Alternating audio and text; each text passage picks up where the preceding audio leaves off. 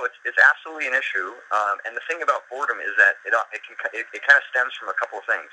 One is your goals. When you are very, very sharp and clear with your goals, like a Phil Ivey, I mean, he's the model of it. He is there to dominate, destroy, and win. That's his sole motivation. So, to see him get bored at the table, it's going to happen very, very infrequently.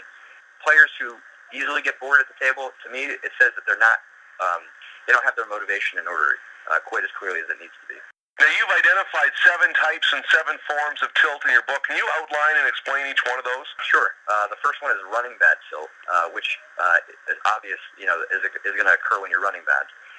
The thing about running bad tilt is that the reason that it is such a severe type of tilt is not because it's unique. It's because it exposes all of the other types of tilt because they're happening in such short succession.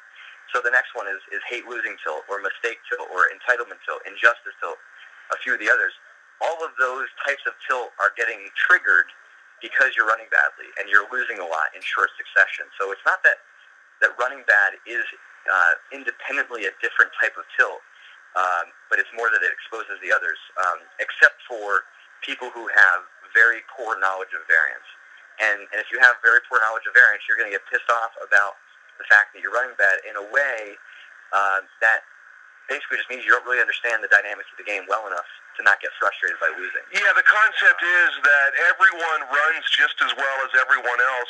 Equally, everyone runs bad just like everyone else. I mean, luck equals out in the end, so you've got to keep that in mind when you're playing as well. Yeah, that as well as you can't control it. Right. So you've got to really get good at identifying it. You can't control your opponents. You've got to get really good at identifying their tendencies so you can exploit them. You've got to get really good at knowing variance so that you can become more adaptive in your game. If you're making adjustments because of variance, those adjustments are not going to be profitable in the long run. So, there's oftentimes there's variance with regards to learning new things. You try to implement something.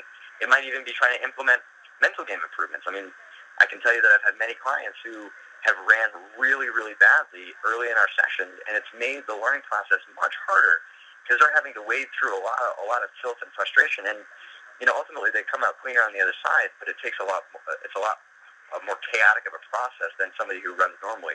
But so, running bad is a huge issue.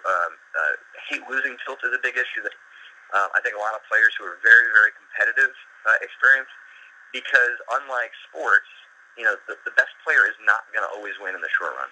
And on a deep level, they don't get that. Logically, yeah, they get it. Obviously, variance has plays a big part of it, but at a deep level, you've got goals, you've got money to make, you got things that you're trying to accomplish in the game, and you're losing against weak opponents, and it can create a lot of tilt. And so again, it comes down to those ideas of control, that you're essentially kind of giving up control of your game in an attempt to gain control of winning.